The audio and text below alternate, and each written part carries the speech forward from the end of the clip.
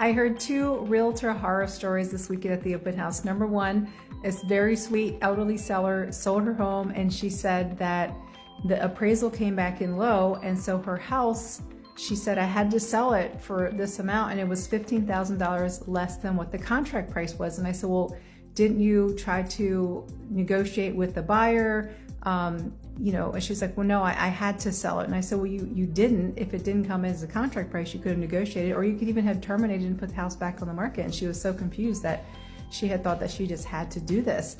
And then she told me that her realtor was part-time and didn't have a lot of time. And she's like, but it wasn't his fault. And I was like, if you have a house under contract and you're the seller and the appraisal comes in really low and you don't want to sell it, you don't have to.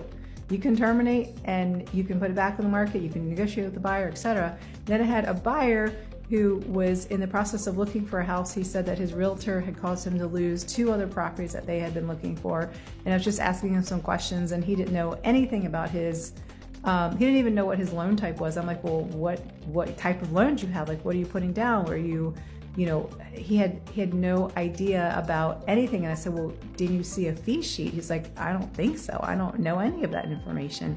He's like, I don't even know how much my monthly mortgage payments would be. I'm like, oh, that's kind of a problem. And he said, well, yeah, I can never reach my realtor. She doesn't get back to me. And he's like, I already lost out on 2 houses because of that. And he's like, I don't have any idea. They just told me that, I should be able to buy a house for this amount, but he didn't even know what his payments would be. Anyway, this is just crazy to me, because a transaction in real estate typically requires a lot of money. You're buying or selling. It's a big, huge investment. And you need all the puzzle pieces. You need all the information. You especially need all the numbers. So just a word of caution when you are looking for somebody, just make sure that you vet that person properly, that you're getting a really good realtor, a really good lender, someone who's experienced, someone who is a good communicator, who stays on top of everything, who's going to explain everything to you, because this is a big deal. You're buying and selling real estate, probably your house, a place that you're going to live in, and it's a huge transaction involving a lot of money. So I hate when I hear this. I hate when I do hear more than I wish bad realtor stories. I wish it wasn't the case, because a professional should be a professional, but it doesn't always work that way. So just a word of caution to be really wary of who you entrust such a big transaction to.